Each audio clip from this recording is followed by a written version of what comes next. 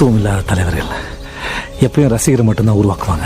நம்ம எல்லாருக்குமே போலீஸ்னாவே ஒரு பயம் இருக்கும், அப்படிதானே? போலீஸ் மேல இருக்க பயத்தின் காரணத்தினாலேயே நம்மள பல பேர் போலீஸ் ஸ்டேஷன் போய் கம்ப்ளைண்ட் கொடுக்கறதுக்கே பயப்படுறோம். போலீஸ் ஸ்டேஷன் போய்லாம் எதுக்குவா கம்ப்ளைண்ட் கொடுத்துட்டு பேசாம வெளியே பேசி முடிச்சுக்கலாம் அப்படின்னு பேசி முடிக்கிறதுக்குன்னே ஊருக்குள்ள வெள்ளை சட்டைங்க அங்கங்க சுத்திட்டு இருக்கிறத நம்மளால பார்க்க முடியும். இதுக்கெல்லாம் காரணம் என்னன்னா, போலீஸ் மேல நமக்கு இருக்க பயம்தான். குற்றவாளிகள் தவிர்த்து சாதாரண மனிதர்களுக்கு கூட போலீஸ்னா ஒரு பயம்தான். காரணம் என்ன அப்படின்னா, காவல்துறை கிட்ட குவிக்கப்பட்டிருக்கும் அதிகப்படியான அதிகாரம் தான்.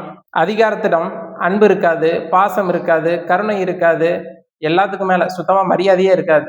அரசு என்னும் இயந்திரம் தனது ஒட்டுமொத்த அதிகாரத்தையும் காவல்துறையிடம் தான் கொடுத்து வச்சிருக்கு. அதன் மூலமா தான் தனது அதிகாரத்தை அது பயன்படுத்துது. அதனால அதுட்ட நம்ம எதையும் எதிர்பார்க்க முடியாது. இந்த யதார்த்தத்தை மக்கள்கிட்ட கொண்டு போய் சேர்த்த வெகு சில இயக்குனர்கள்ல முதன்மையானவர் யாருன்னு கேட்டீங்கன்னா மிஷ்கின் தான். வெற்றிமாறன் கூட பின்னாட்கள்ல தான் இந்த காவல்துறை பத்தியும் அவங்க அதிகாரம் அவங்க குடும்ப உண்மையெல்லாம் காட்டிருப்பாரு. ஆனா அதுக்கெல்லாம் முன்னாடியே மிஷ்கின் படங்கள்ல இதை நம்மளால பார்க்க முடியும். அதுல முதன்மையானது எதுன்னா அஞ்சாது. இரண்டாவது படத்திலேயே அதிகார வர்க்கத்தோட அந்த கொடூர முகங்களை மக்களுக்கு படம் பிடித்து காட்டியிருப்பார். படத்தின் கதாநாயகன் சத்யா, இவரு சப் இன்ஸ்பெக்டரா டியூட்டியில ஜாயின் பண்றதுக்கு முதல் நாள் ஸ்டேஷனுக்கு அப்பதான் உள்ள வராரு. வரும்போது ஒரு முதல் காட்சி, ஒரு காவல் அதிகாரி கஞ்சா விற்றதாக சொல்லி ஒரு சில பெண்களிடம் அவரு பேசிட்டு இருக்கிறத கதாநாயகன் பாக்குறாரு. அதுல ஒரு சாதாரண எளிய விளிம்பு நிலை மனிதர்களிடம் காவல்துறை எப்படி நடந்துக்கும், அதே நேரத்துல அதிகார வர்க்கத்துல இருக்கவங்கள்ட்ட எப்படி நடந்துக்கோங்கிறத எளிமையா காட்சிப்படுத்தியிருப்பாரு. மொத்தம் 2 விஷயம் தான். விளிம்பு நிலை மக்களிடம் மிகவும் கொச்சையான அருவருப்பான வார்த்தைகளை பேசுவாங்க.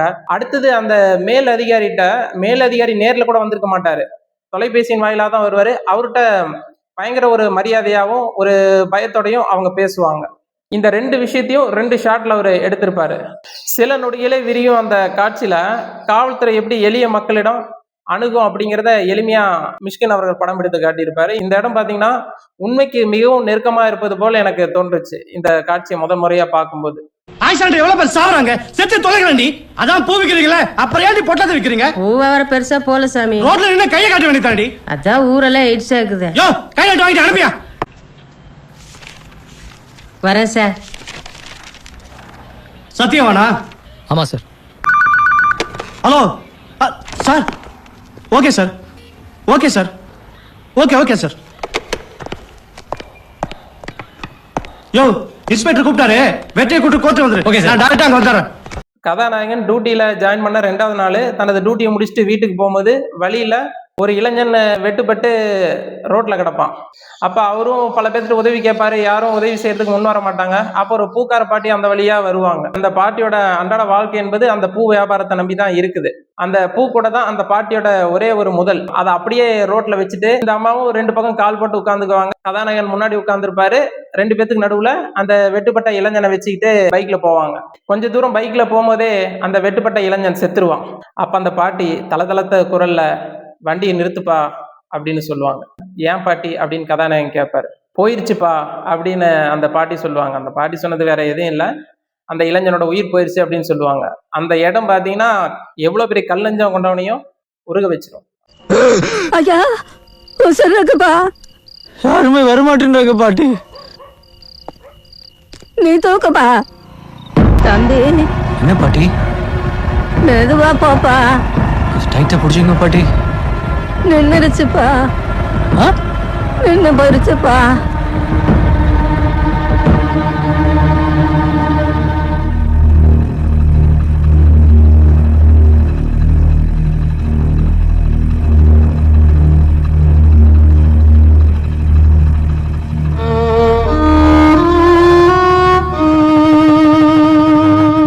அந்த டெட் பாடி எந்த ஸ்டேஷன் லிமிட்ல இருந்துச்சோ அந்த ஸ்டேஷனுக்கு கொண்டு போவார் கதாநாயகன். காவல் அதிகாரி எந்த ஒரு இரக்கமும் இல்லாம அன்பும் இல்லாம கதாநாயகன்ட்ட கோவப்படுவாரு, திட்டுவாரு, ஒரு மாதிரி ஹார்ஷா பிஹேவ் பண்ணுவாரு.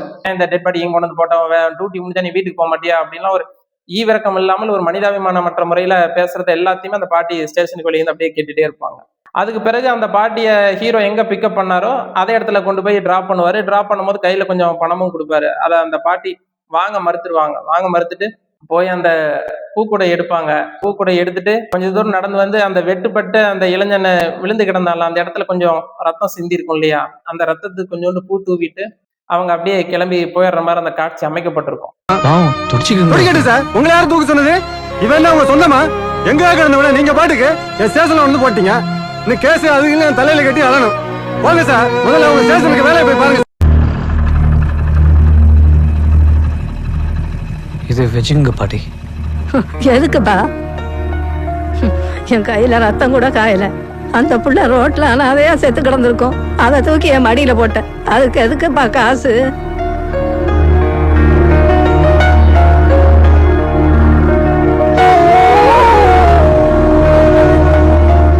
தம்பி, அந்த கிறுக்கு பையன் திட்டினதெல்லாம் நீ காதுல போட்டுக்காத.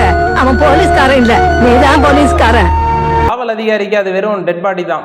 நம்ம ஸ்டேஷன் லிமிட்ல கொண்டு வந்து போட்டாங்களே அப்படிங்கிற கோபம் தான் அவர்கிட்ட இருக்கும். ஒரு உயிர் போயிருச்சு ஐயோ அப்படிங்கிற இறக்கம் இருக்காது. காரணம் என்னன்னா அவங்க பல டெட் பாடிஸ் பார்த்து அவங்களுக்கு அந்த மனசு ஒரு கல் மாதிரி ஆயிருக்கும்னு வச்சுக்கோங்களேன். ஆனா அந்த பாட்டிக்கு அந்த இளைஞன் சிந்திய ரத்தத்தின் மேல கூட ஒரு பாசமும் ஒரு இரக்கமும் இருக்கிறத மிகவும் அழகா மிஸ்கின் அவர்கள் படமாக்கியிருப்பாரு. யதார்த்தம் இப்படி இருக்க பெரும்பான்மையான படங்கள்ல காவல்துறைனாவே போலீஸ்னாவே ஹீரோ அப்படிங்கிற மாதிரியும் பண்ற வன்முறைகளும் கொலைகளும் ஹீரோயிசமாகவும் தான் நமக்கு காலங்காலமா காட்டப்பட்டு கொண்டே இருக்கு.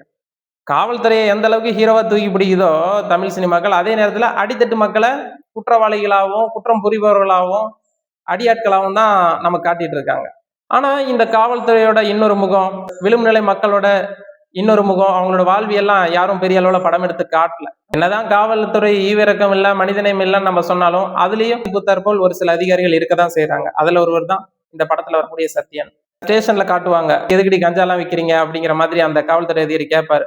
அந்த பூ விற்கிற எளிய மக்கள்லயும் தள்ளாத இதுலயும் பூ வித்து தனது அன்றாட வாழ்க்கைய வாழக்கூடிய எளிய மக்கள் இருக்கதான் செய்யறாங்க. அதையும் அவர் அழகா காட்டியிருப்பார். அந்த படத்துல எனக்கு மிகவும் பிடிச்ச காட்சி என்னன்னா, அந்த காவல் அதிகாரி சத்யாவும் அந்த பாட்டியும் இணையிற அந்த இடம் தான் மிகவும் மனமா இருக்கும்.